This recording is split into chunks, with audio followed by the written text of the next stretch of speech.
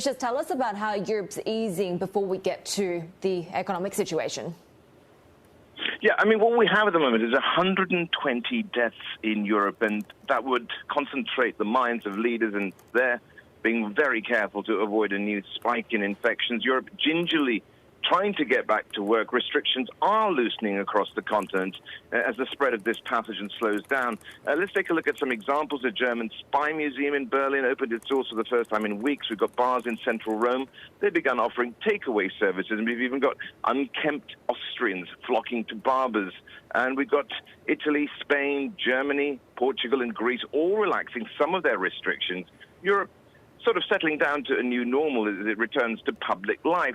Some restrictions will remain in place for weeks or perhaps even months. Perhaps we'll see that face masks are a ubiquitous sight on high streets across the continent.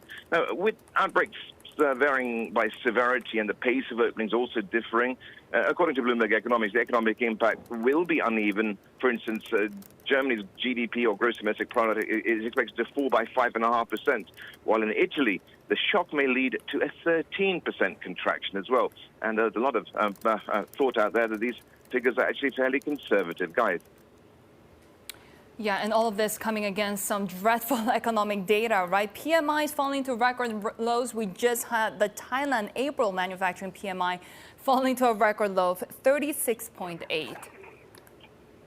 Absolutely. We got Market Economics. It comes out with this series of data there in Europe, and it showed confidence dropping to a record low in April. We got job cuts. Well, they were the sharpest since 2009. The headline measure of euro area activity actually fell to 33.4. Now, that's the lowest since they actually began this series, and that was in 1997. Now, take a look at the measure of output. It plunged to just 18.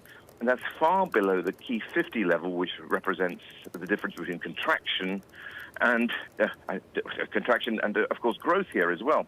Now, there are record low readings for France and Italy. Those in Spain and Germany were at the lowest in about 11 years. Now, these are grim figures, and they're driving calls on governments to move more quickly to lift restrictions.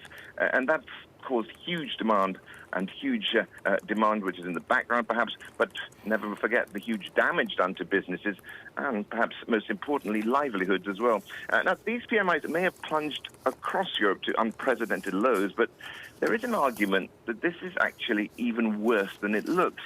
Some say that these figures understate the true scale of the crisis, and they point to the gauge that really at the moment looks at the breadth rather than the depth of the shock. So the challenge for politicians is try to get the economies back to normal without, of course, risking a second wave of infections that would necessitate another round of these destructive shutdowns. Back to you guys.